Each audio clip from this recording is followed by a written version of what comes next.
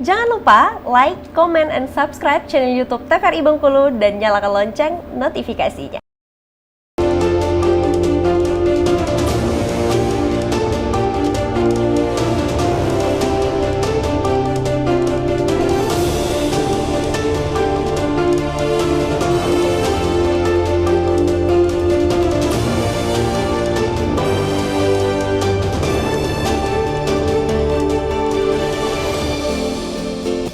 Assalamualaikum warahmatullahi wabarakatuh. Halo pemirsa TVRI Bengkulu, berjumpa kembali bersama saya Agnes Ramadhani di Berendo TVRI Bengkulu.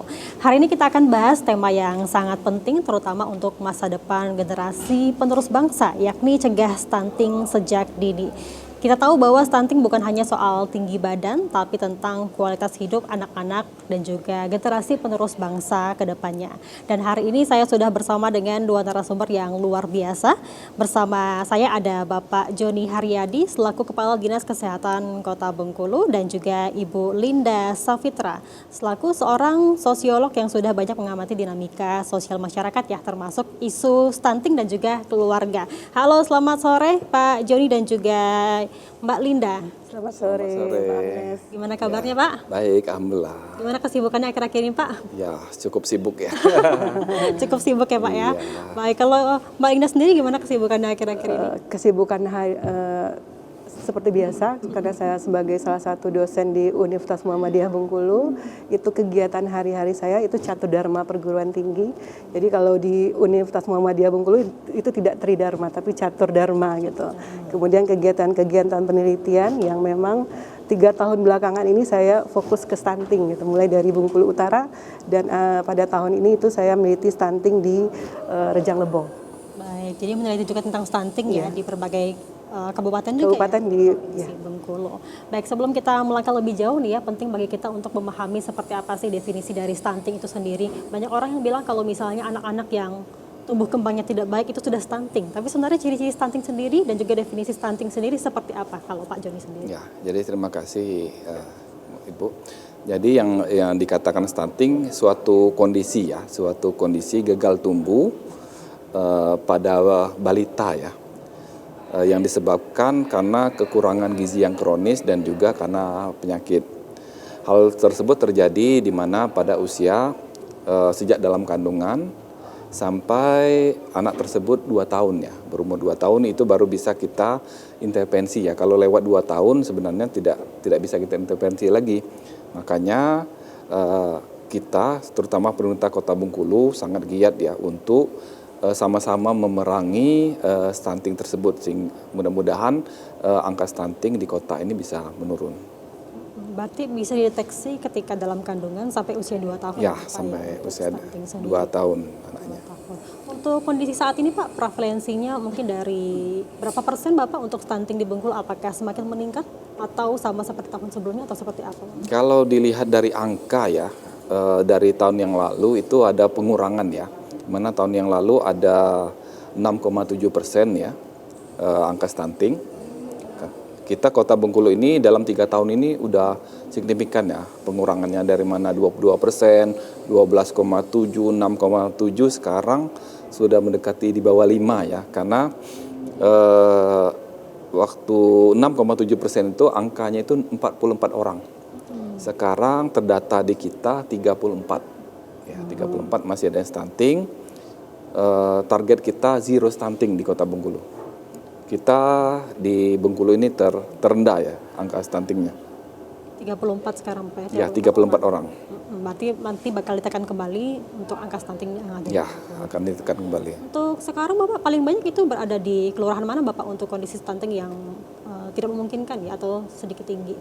Kalau untuk kondisi di lapangan ya, kalau kita lihat di Kampung Melayu ya, di Kecamatan Kampung Melayu itu agak ini ya, agak lumayan angkanya. Tapi mudah-mudahan dengan perbaikan dari pengetahuan edukasi kepada masyarakat, angka stunting ini mudah-mudahan bisa kita tekan lagi. Bisa, kalau bisa 10, kalau bisa zero stunting ya. Ya. Kalau Pak Joni, mungkin bisa digambarkan faktor apa saja yang bisa mempengaruhi stunting ini dapat terjadi? Apakah dari faktor ekonomi atau pola makan atau mungkin pola asuh dari orang tuanya sendiri? Kalau di kota, kalau saya lihat sebenarnya ada juga pengaruh dari ekonomi ya, ekonomi keluarganya, di mana ekonomi keluarga yang kurang mampu, hidupnya pas-pasan, jadi sehingga mereka itu kurang memperhatikan kebutuhan zat gizi dari ibu hamil dan juga anak balita tersebut.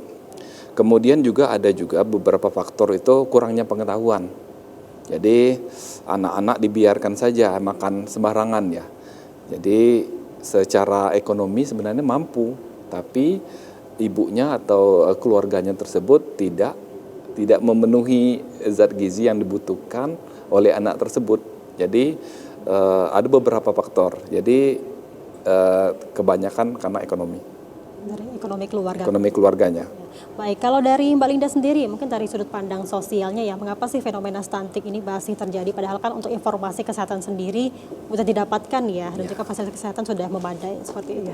Terima kasih Mbak Agnes. Jadi memang kalau dari segi aspek sosial budaya, jadi memang stunting ini di dalam upaya yang dilakukan oleh pemerintah itu kan ada dua intervensi ya Pak Joni ya, intervensi spesifik dan intervensi sensitif.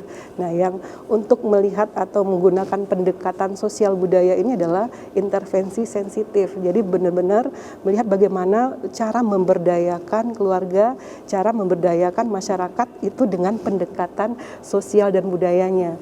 Sehingga kenapa penting sosial budaya ini, karena memang dalam semua proses sosial dalam kehidupan manusia itu, dalam masyarakat, dalam keluarga, itu semuanya dipengaruhi oleh struktur sosial dan budayanya.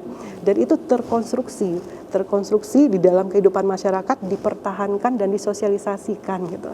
Jadi berbagai macam bentuk dari struktur dan sosial budaya itu adalah seperti misalnya trust, kemudian kebiasaan, nilai, norma, adat istiadat, itu yang terkadang nilai-nilai itu yang tidak simetris dengan pengetahuan medis, dengan upaya-upaya yang dilakukan oleh pemerintah. Nah, hal-hal yang tidak simetris itu yang menggagalkan program-program pemerintah. Walaupun sudah banyak sebenarnya, kalau di penelitian saya terakhir di Kabupaten Kepahyang kemarin ada Satgas Stunting, ada orang tua asuh stunting, itu banyak program. Kemudian pemberian makanan tambahan, tapi kenapa stunting di sana dari tahun 2022 ke tahun 2024 itu baru berkurang 3 orang anak stunting? Itu karena memang nilai-nilai kepercayaan yang berkembang di dalam masyarakat itu tidak diatasi terlebih dahulu gitu.